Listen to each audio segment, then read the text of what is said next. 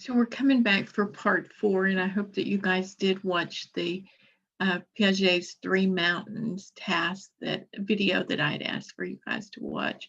I think you'll find it very helpful in understanding um, what he was thinking and how he did his research. So um, I want to share this PowerPoint with you again so we can get started quickly. As the slide says, Piaget's Three Mountains task reflected a child's egocentrism and also their ability as they got older to focus on different perspectives. And they were only able to focus on their own perspective until they developed sufficient theory of mind to understand that other people had different perspectives. And theory of mind is one of the most important cognitive development tasks for this age group. Developing a theory of mind allows them to be able to do that perspective taken and to understand other people's feelings and to have relationships that are not so selfish. Children this age are innately selfish, and it's not because they don't care, it's because they don't understand. So part of that's because preschoolers can only think about one thing at a time, and they're centered on their own perspective. And they have no awareness of the possibility of a different perspective. So when people say, oh, that child's just selfish, and they're a preschooler, then it's important that we know that no, there really is just no theory of mind at that point. So your book gave an example of a little girl that thought her daddy might want a dollhouse for his birthday. I've also known little girls who were sure their daddies wanted a baby doll or a Barbie doll for their birthdays or for Christmas. And she suggests that because she assumes that he wants what she wants. And so she would like to have a dollhouse. So she is sure that daddy would like to have one too. Another example the book gave was of a child talking on the phone and assuming that the person on the other end of the line would know what she was wearing. Of course, if you're FaceTiming, that's not unrealistic. But in this instance, they were just having a regular phone call. But she assumed that the person would know what she was wearing because she knew what she was wearing.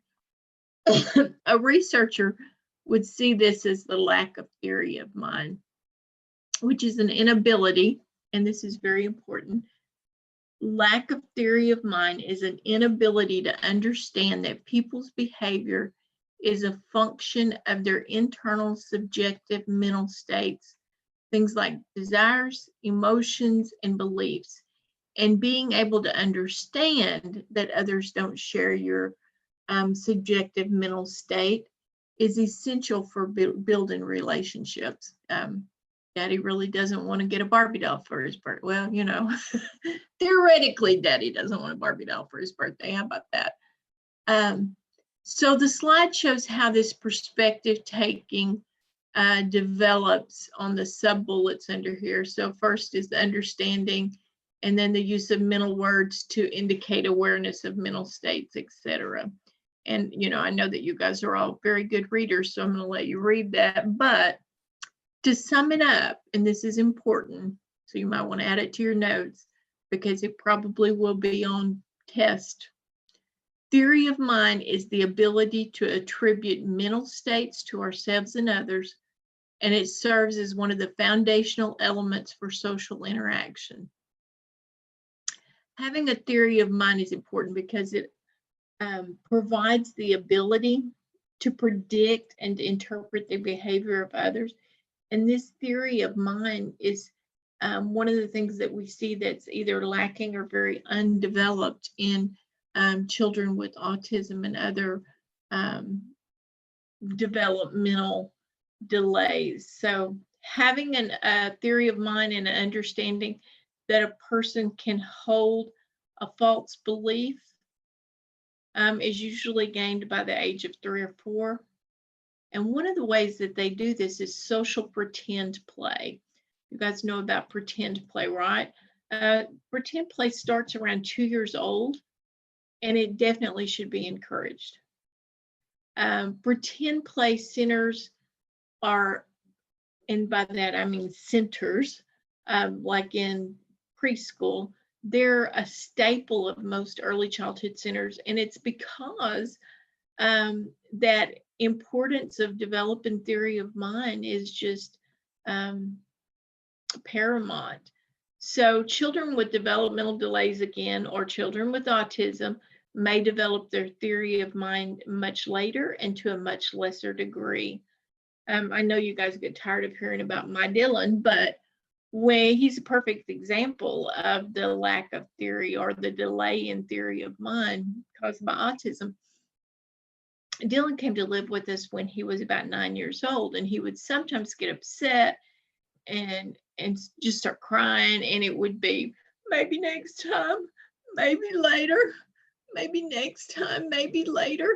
And we would be beside ourselves trying to figure out what was maybe next time, maybe later. And we would say things like, Dylan, just tell us what you want. But in his mind, because he knew what he was wanting, he assumed that we also knew what he was wanting. And since we weren't providing it, there must be a reason. And so then we would have maybe next time, maybe later. And he did finally has gotten much better, but he's also 14.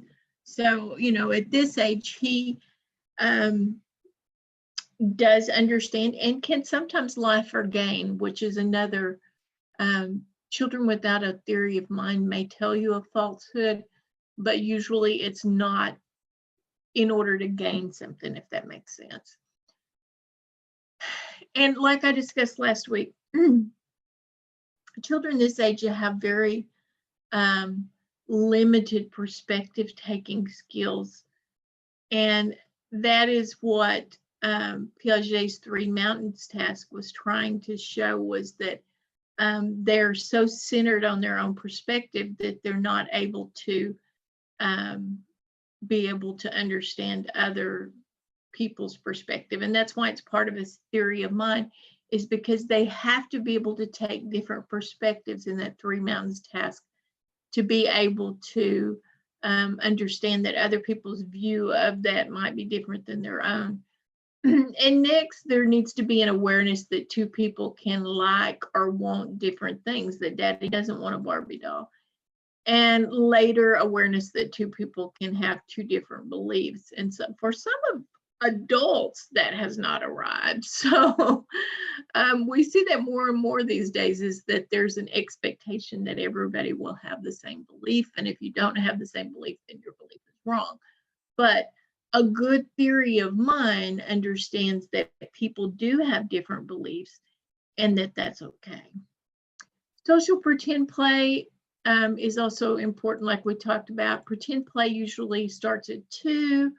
Like I said, and some people call it what if play, and that's part of why it's considered so important, is because people or objects can be treated as something other than what they are. So this pencil could become a sword. We hope not, but I've saw it happen a lot in preschool centers. It can also be something you stick up your nose. A pot can be a hat. It can be a weapon. It can be part of a pretend play in a family center. So that being able to think that things are something other than what they are. And if you listen to children who are participating in this kind of play, one of the things that you'll hear is that there's a lot of negotiating or conversation that happens where they decide what this pencil would represent, or what the pot is going to be, or what role each of them will play in the game. Does that make sense? So this kind of negotiation about what a stick or some other item will represent is very important because it helps them to add the vocabulary that they need to understand theory of mind. And it's said by research that the more children engage in social pretend play, the more rapidly they'll advance on the theory of mind skills. And current researchers have found that many things play a role in developing theory of mind that has grown as we've gained a greater understanding of what is theory of mind. One thing that they believe that happens is improvement to the executive memory. That is developmental, and practice can help, but some of that is age. The practice that they get from pretend play of taking another perspective that we just talked about, and then also working memory. As their working memory expands and improves, it allows them to think about more than one thing at a time. And an odd side effect, if you will, of gaining theory of mind is that they also have better self-regulation. And better self-regulation helps in gaining theory of mind. So it kind of works both ways. And just as Piaget believed, current researchers believe that children's experience in social interactions are important. We can teach perspective when we talk about different viewpoints with children. When we say, yes, I know that you like to play with the cars, but little Lucy, she really wants to play dolls. And it hurts her feelings when you don't take turns, blah, blah, blah.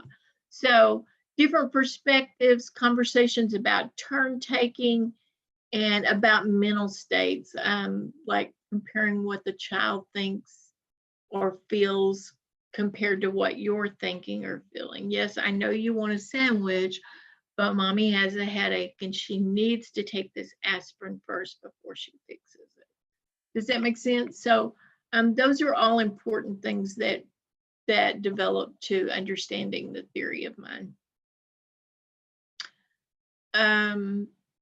Another contributor to theory of mind that has really just, I don't know, maybe we've always known it, but the research has only very recently talked about it, is having older siblings.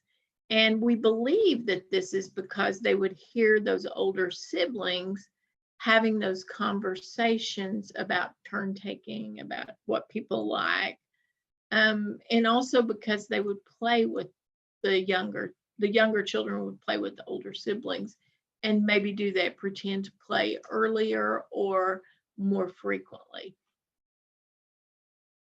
So I do hope that you will remember about theory of mind because it is very, very important. It's one of the things that we see, unfortunately, that makes me sad, probably the most often, is people, parents and caregivers and early childhood educators who don't remember about theory of mind or don't know about theory of mind. And so they may discipline a child for something that there's no way that discipline is going to improve that because it's not going to improve until the child has theory of mind. So it's just what it is. People do the best that they can, I believe, mostly. So I know that the information on this slide is no surprise to any of you guys because most of you are educators. And so I'm not going to belabor it, but I will remind you of what I said last week. When a baby is born, they're able to distinguish between most of the sounds of all of the languages. But by about 6 months old, they're already starting to show signs of recognizing sounds from their own language more than sounds from other languages. And this supports some of that other research that shows children learn other languages best when they learn them or taught them prior to school age during this sensitive period when learning language is easier. And beginning as early as possible. By the way, bilingual students performed higher on those Stroop tests. I don't remember if it was this week or last week that I put the Stroop test in your folder.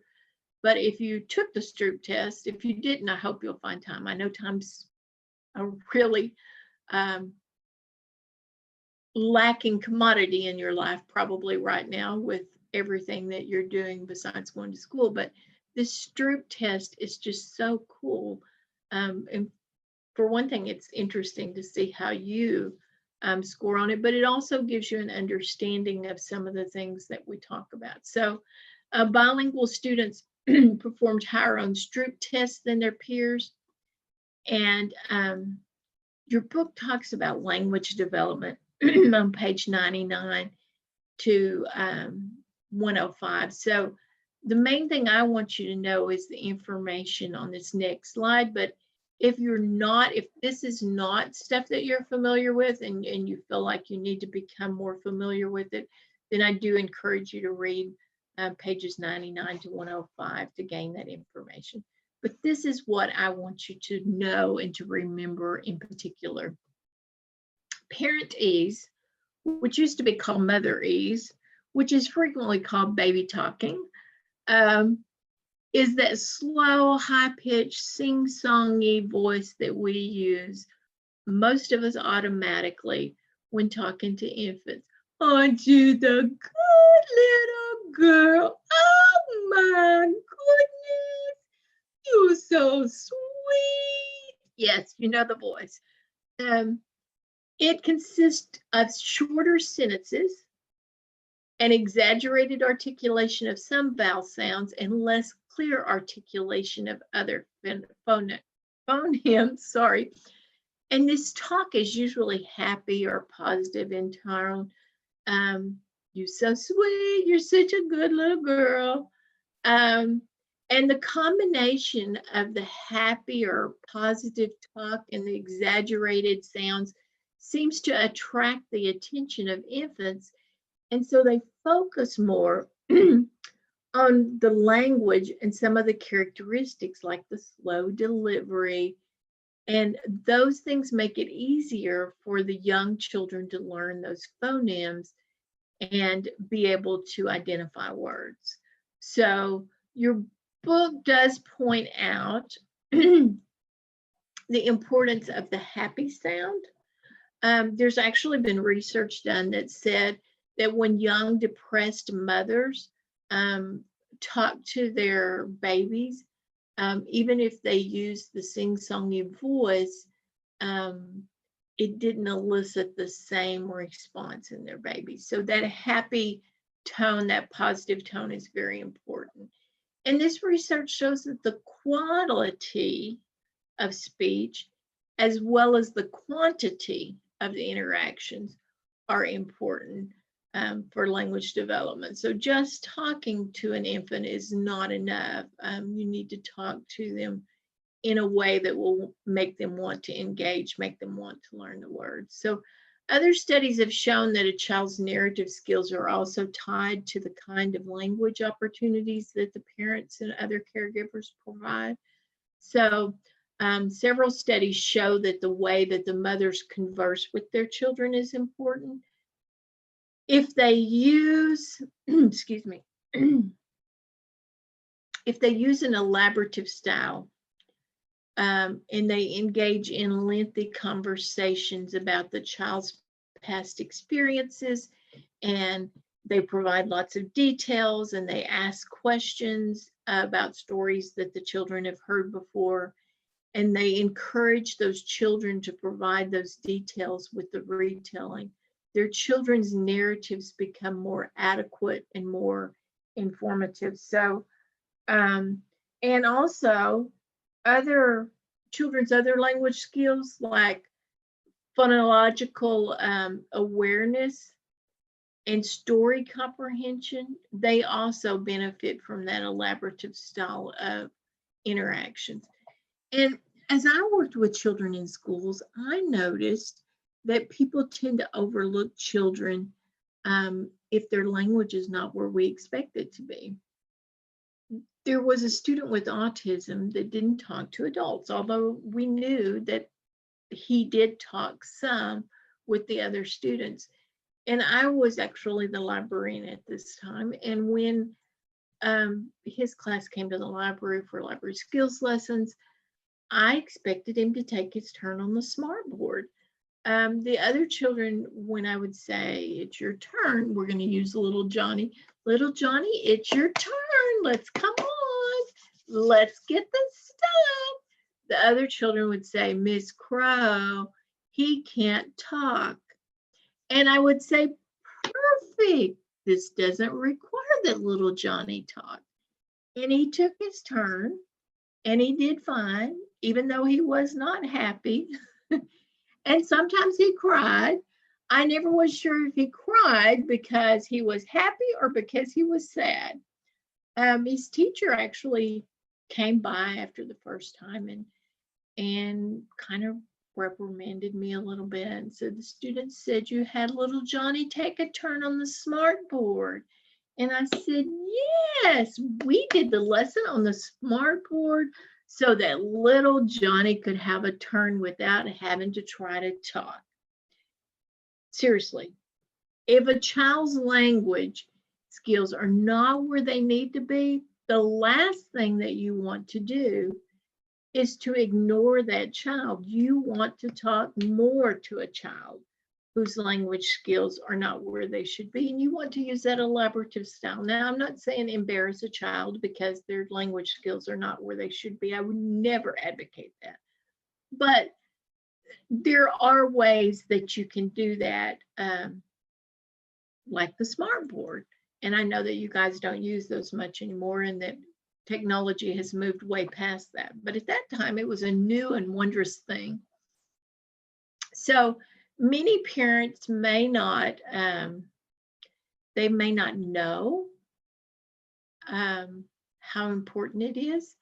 And so as a helping professional, it's important that you help educate parents on the needs for these kinds of conversations, even if they don't give feedback. So my son, for many of his first 9 years, nobody talked to him because he didn't talk back.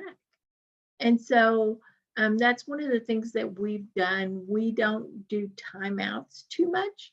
We do time ins where we encourage strongly that he participate in conversations with us about whatever has happened. And so his language has gotten better. Not wonderful, but it has gotten better. So, and it's still bad. So one last thing, and then I'll move on. Narrative practice is a key ingredient in the development of autobiographical memories.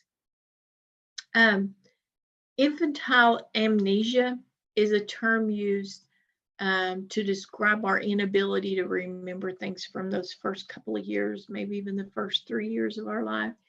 And part of that is because we don't have much mastery of language before that time. And when we tell our own life experiences and conversations to others, we also learn to encode stories in language form.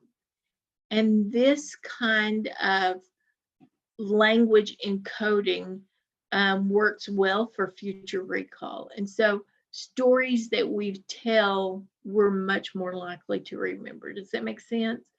So you might say that talking out loud not only teaches us how to tell stories, but also how to remember them. Does that make sense? And I noticed that some of you guys had much broader memories than others. Some were just snippets in time.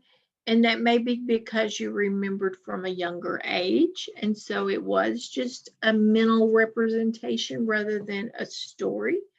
And maybe it's because nobody talked to you in that autobiographical type of telling of stories, that elaborative storytelling kind of conversation that would build those autobiographical memories. So we frequently see Vygotsky's ideas presented as kind of a counterpart to or counterpoint, not counterpart to Piaget's, almost like they were in opposing camps.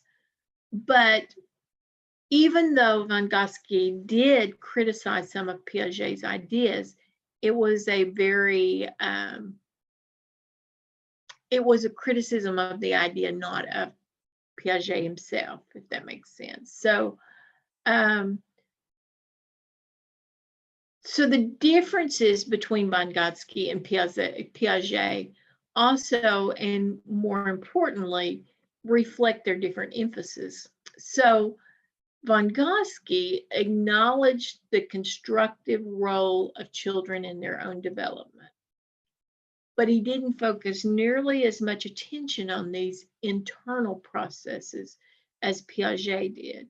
So what Vygotsky looked at was more the role of culture or society in transmitting knowledge. But both of them had very similar ideas about the roles of teachers, and both can be described as being concerned with the role of the individual mind and society in learning. So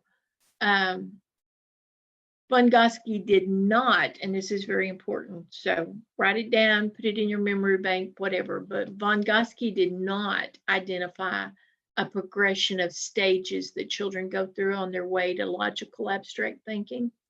Piaget did, but Vygotsky did not. His primary interest, Vygotsky's, his primary interest was the critical role that culture and society plays in the transmission of knowledge. You want to remember, Vygotsky's primary interest was the critical role that culture and society plays in the transmission of knowledge. And as a result, his theory is called sociocultural theory, because they wanted to include both the social role and the cultural role. And I've included a video of Vygotsky's theory that I think will be helpful in understanding and remembering it. And there'll be a test on both your tests this week. There'll be a question on both your tests this week, and also on your certification test, I'm sure, about Vygotsky, because he is still very much a important theorist, and his theory is very important in what we believe today. So he believed that children's cognitive growth came from what he called tools or signs.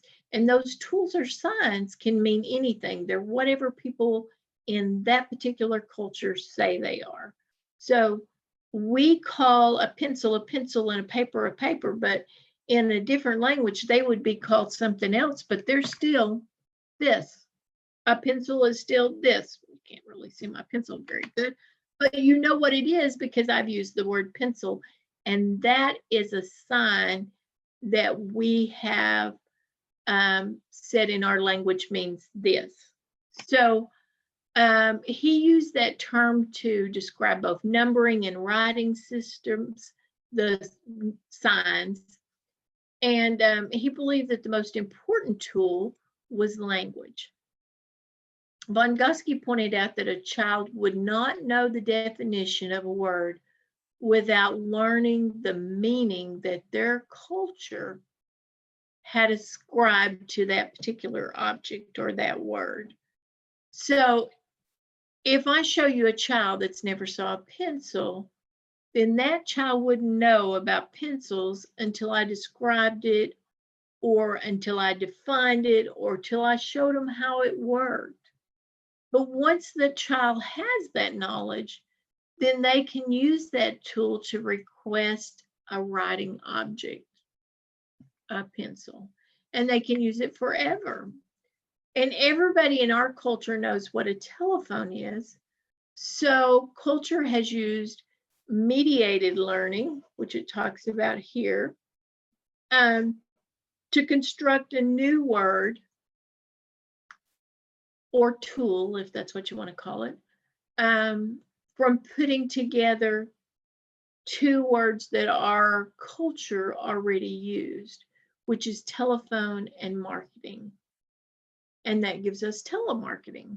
And we know that telemarketing can be done in some other ways or other fashions besides using a telephone.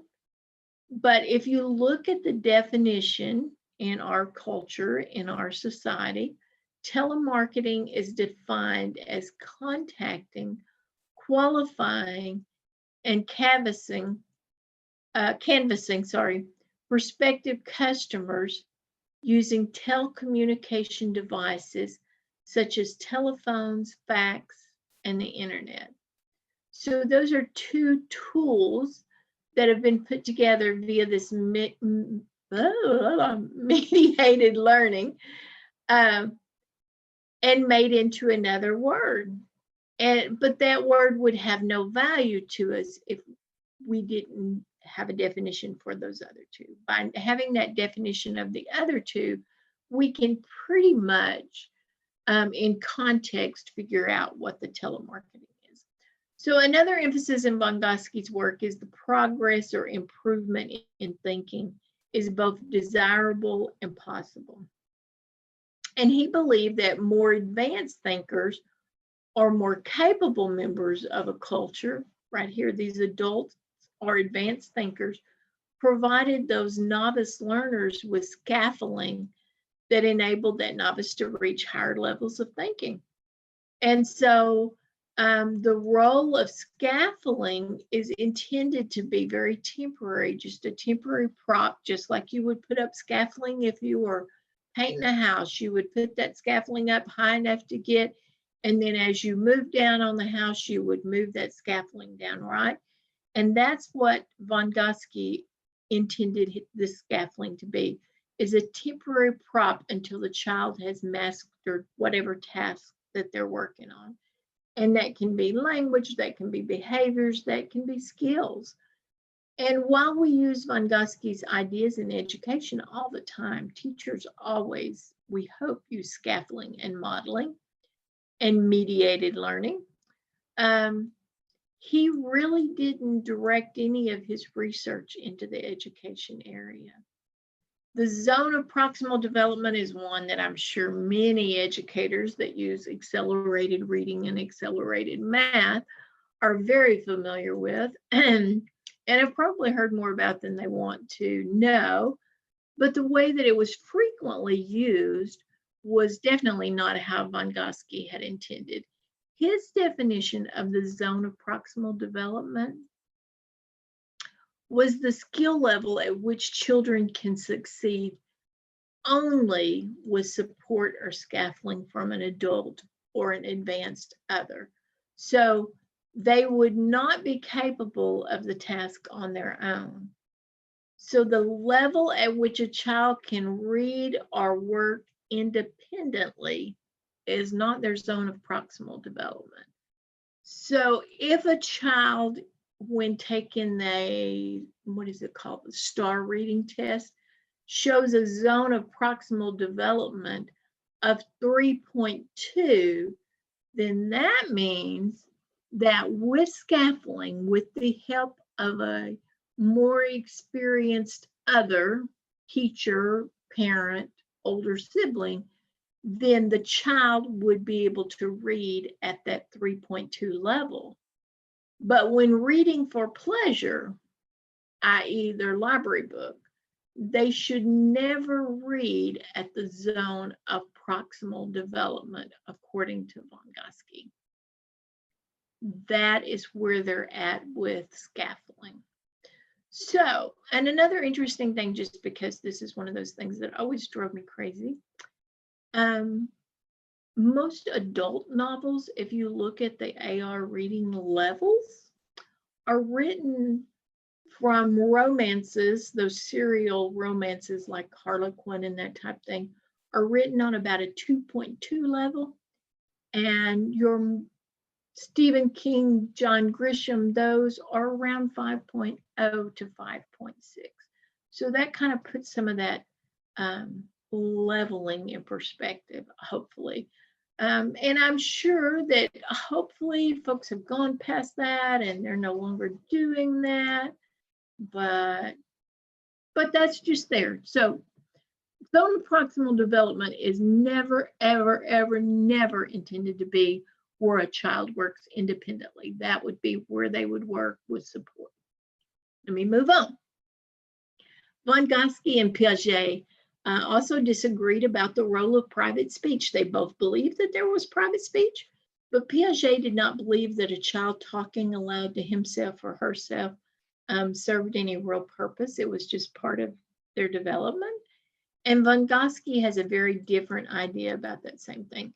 He even gave it a different name. He called it private speech, and he viewed it as very important.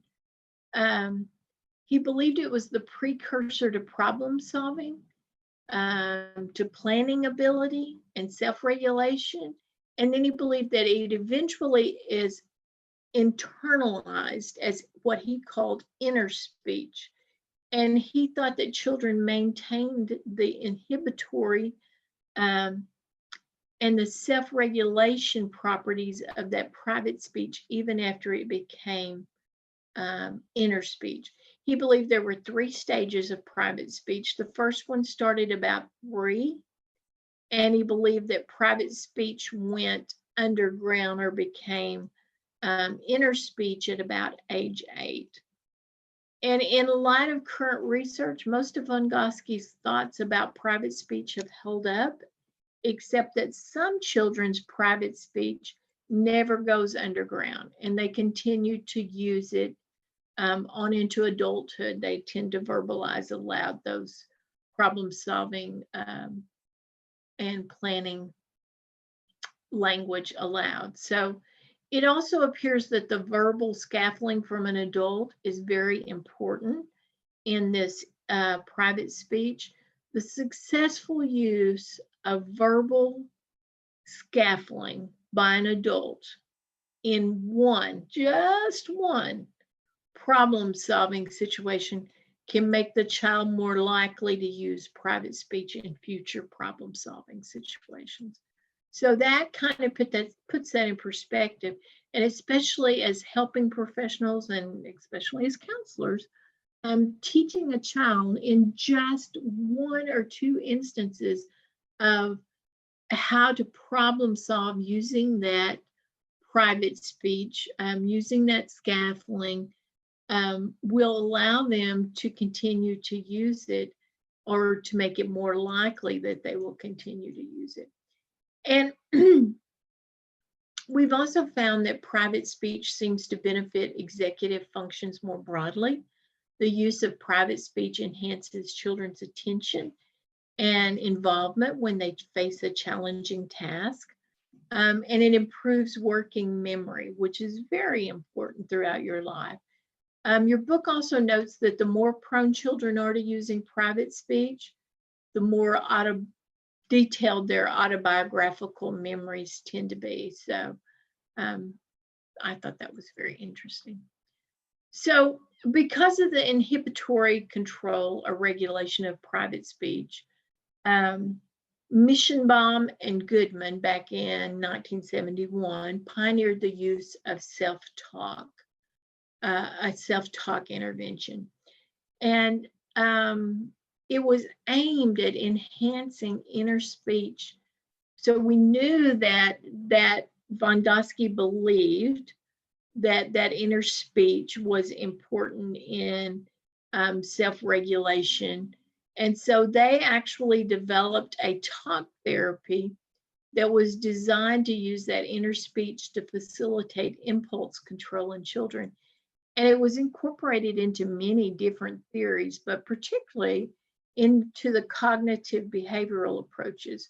So counselors or other helping professionals should know that a young child's egocentrism often makes it impossible for them to view or consider other different points of view, including those of their parents and their siblings and their friends and their teachers. Actually, I once knew a man who spanked his 1-year-old for not being able to stay quiet and be still during 2 hours of church. Very rough. I had to change churches. But that man can spank her all he wants to, and it is not going to change that behavior. She didn't have a clue why he was beating on her because she was not able to understand his wants, his desires, his different viewpoint. All she could think was she was hungry and tired of sitting still. So she didn't have a clue. And it's not going to change the behavior. And that's an important thing for you to be aware of and to convey to parents and caregivers is that until they reach the age where they can understand, some of this stuff is just unrealistic. It's unrealistic to expect a 3 or 4-year-old to be quiet for extended periods. It's developmentally appropriate for a 3 to 4-year-old, but really a 3 to 5-year-old, to be unable to maintain an attention span longer than their age plus or minus 1 minute, 2 minutes at the most.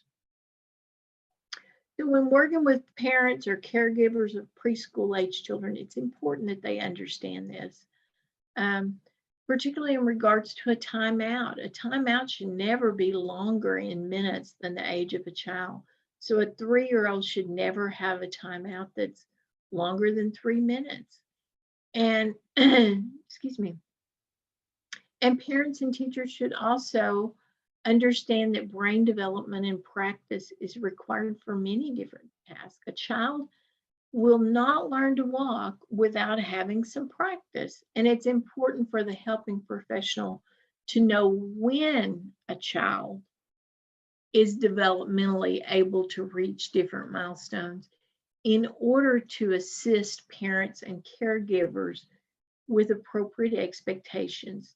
So if parents don't know about egocentrism, then they may think a toddler is being selfish rather than being unable to take the perspective of their parent or another child.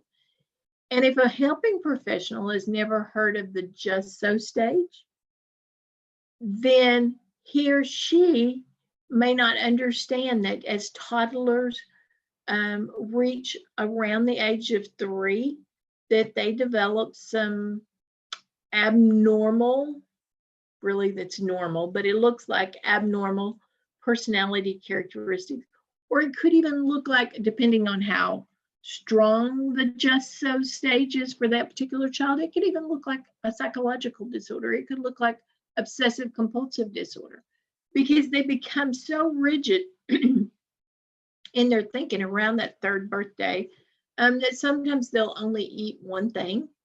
They will only eat with a particular plate or a particular spoon or drink out of a particular cup, or their animals, or their stuffed animals have to be lined up in a particular way, or they will only wear particular clothes or shoes. And these things are all normal development in a child around 3 years old. And it may start as young as 2 and it may carry through until 3 or 4, sometimes even 5 or 6, but not usually, and definitely not to the degree. So it starts a little bit, it gets really bad around 3, and then it kind of tapers off. And that's normal development. And so the parent can fight the child. They can force them to eat out of something the child didn't want to. They can have problems with temper tantrums and emotional regulation, or they can understand that this is a normal part of development. And yes, we really don't want our children to eat chicken nuggets forever. My middle granddaughter, luckily her mother is a pre-K teacher, and so she did pretty good with it. But she really had a hard time as she went through this stage. And so there was a period of probably weeks where the only thing she would eat was chicken nuggets. So mom bought big bags of chicken nuggets, and that's what we ate for breakfast. But it didn't last very long because there wasn't the push-pull, the struggles that might have ensued had she not understood that this was just a normal part of development. And yes, she would go back to eating fruits and vegetables and meat. So does that make sense? So being able to assist parents and caregivers and teachers with this information is just so essential to your role as a helper for them. And remember that that's called the just so stage, and it's not a true stage like Piaget or whatever, but it is a developmental progression that children tend to go through. And there's probably children who don't go through it, but it's enough children do that you will find it in most lifespan textbooks or child psychology textbooks. So understanding, I guess really I should say that understanding that what a child knows may be very different than what an older person knows. And one of the places where we see this is in grief or sadness. A young child tends not to display grief in what we consider socially appropriate manners. So they're not probably going to cry and display a sad face, be somewhat depressed, or if they are depressed, depression will not look the same in them. A young child, first of all, lacks the knowledge to understand exactly what has happened in the case of death. And so lacking that knowledge and understanding, as well as lacking the verbal abilities of an older child to express their feelings, sometimes they may become either aggressive or hyperactive. A lot of times depression in very young children comes out as being hyperactive and unable to sit still, which doesn't look like depression or sadness at all. They may regress in their developmental task. They may go back to bedwetting or souling themselves. They may have social difficulties in their interactions, like biting or hitting. And depending on the trauma, what caused the sadness, this can be short-term or long-term. It can require simply understanding, or it can involve some pretty major interventions on the part of the helping professional. I know a foster parent who has a 4-year-old and a 6-year-old, and both the 4-year-old and 6-year-old were kept in cages, dog cages, you know, those little kennels that dogs sleep in, while their mother went out at night, and were left with no food, no water in this dog kennel. The 4-year-old doesn't show the same scarring as the 6-year-old. The 4-year-old is very loving, he's very happy. The 6-year-old is very angry. He hits, he bites, he threatens to kill. He has a lot more trauma because perhaps he is understanding of that was greater, or maybe during that first year where we talked about trust versus mistrust, maybe his trauma was greater during that time. But we do see a significant difference between those two children. But most children, even normal, healthy, happy, well-adjusted children, experience at least mild to moderate fear during childhood. And the younger the child, the more their fear stems from what they see versus what they hear. So remember that it's important. You can talk about bad things when they're really young, and they may not recognize it and may not develop the same fear as if they actually see it. So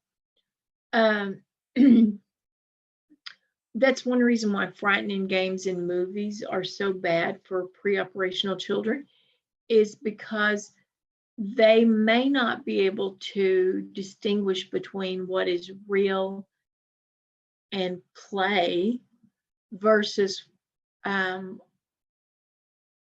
what's not. So they may see a frightening movie or a frightening part in a movie and believe that whatever they saw is real. And that's one reason why, really, under the age of 2, psychology experts recommend no screen time for children under 2. I know that none of us do that.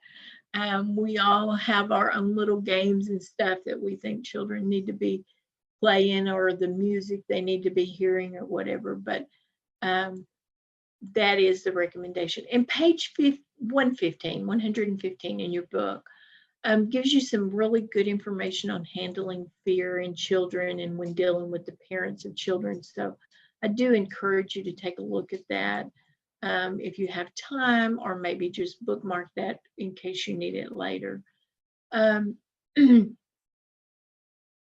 When you're working with parents or caregivers of children this age, it's important to share with them the role of modeling and scaffolding in obtaining the desired behaviors from young children. So if they're wanting their child to do something or learn some skill, then they're going to have to model it, and they're going to have to provide the scaffolding the child needs to obtain that skill. So that's just some of the ways that you might apply the information that we learned in this chapter. And I'm sure that you guys can all think of other ways that we could apply that information. There's one more slide, I think, that I want to talk about. I know that we talked about developmental issues last week, and so I don't want to belabor this at all, and so we're not going to spend a lot of time on it. But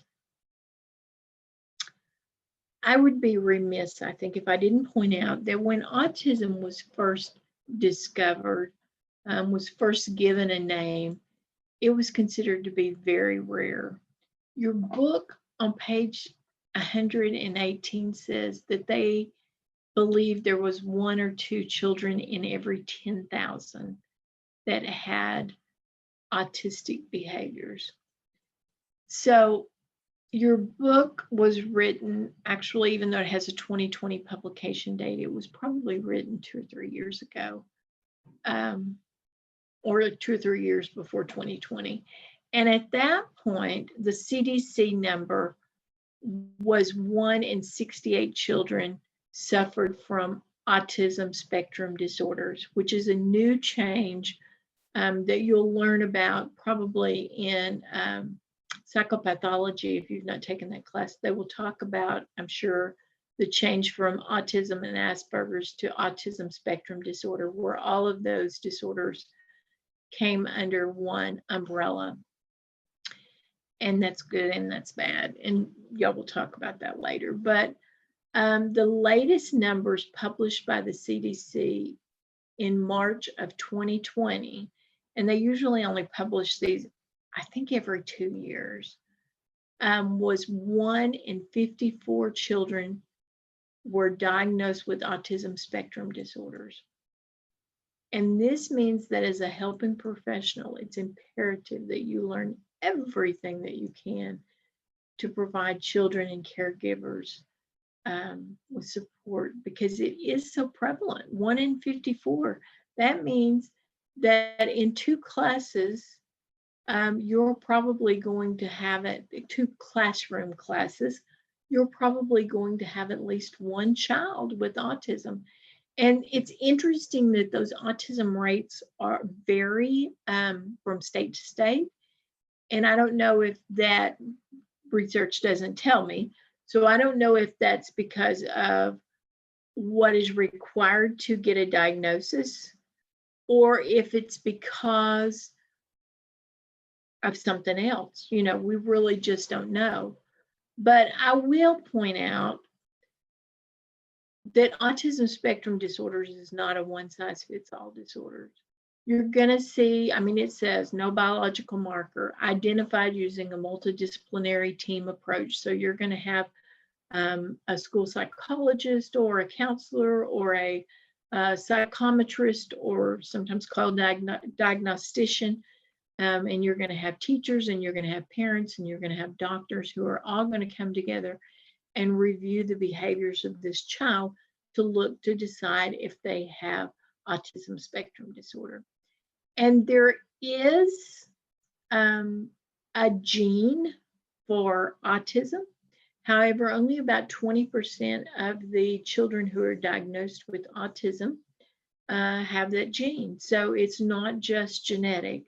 We also, in some people who suffer from, mainly the ones who have Asperger's, they sometimes have a, remember we talked about the corpus callosum, that is the fiber that connects the two sides of the brain. In some people with Asperger's, we see that there is either no corpus callosum in their brain, or that it's very underdeveloped. So there's a lot of different things that can cause autism, if you will.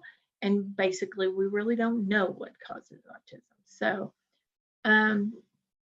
when you look at children who have an autism diagnosis, what you're going to see is children who are highly intelligent in every area except for interpersonal and social intelligence. And then you're going to have children that have limited to no speech with a severe intellectual disability on IQ tests. Now, whether that means the intelligence level is not there, or if it just means that they can't provide that proof of intelligence, nobody really knows at this point. And then you're going to have people all the way through from one end of that spectrum to the other. And so when working with parents, I would just caution all helping professionals when you're working with parents, not only parents of children with autism spectrum disorder, but parents of all children with any kind of disability. They really, many of them are having a tough time. So I caution you to remember that you haven't walked their path. You may have had a niece or nephew that was hyperactive, but that doesn't mean, and y'all were able to control that without medicine. Yippee for you. And I used to be the one who was saying, oh, well, we really prefer that you not use medicine unless all other paths fail. Well, I still believe that way. I just now understand how bad it can be when all other paths fail. So remember, when you're working with these caregivers, that you have not walked their path. I don't care if you have a child with the same diagnosis. It doesn't mean that you've been on their path. Does that make sense? And if you think you know better or could do better than the caregiver, I hope you're never forced to find out. It is a tough road dealing with a child with any kind of health or pathopsychological issue. And most caregivers, especially the more severe cases, are just barely hanging on. And the very best thing you can do as a helping professional is to assist in providing them with a safe place for them to vent, to feel respected, and to try to provide as many resources as you possibly can. Does that make sense? If you have any questions about any of that, or if you want more information, this is one of those topics where there is tons and tons of information, but it's very hard to narrow it down to what your needs are. I mean, we have heard over the years, you know, at one point it was a mineral deficiency. At one point, you were supposed to change their diet. At one point, you were supposed to, you know, there's all these things that you're supposed to do. But with time, most of them are proved not to be effective. So here is some of the guidelines for intervention that you might want to look at in providing support to people who have children with autism spectrum disorder. Anyway, I'm going to stop here because I know that this has been a very long video and I appreciate your time in listening to it. And we're going to move on. I hope that you'll move on to chapter 4.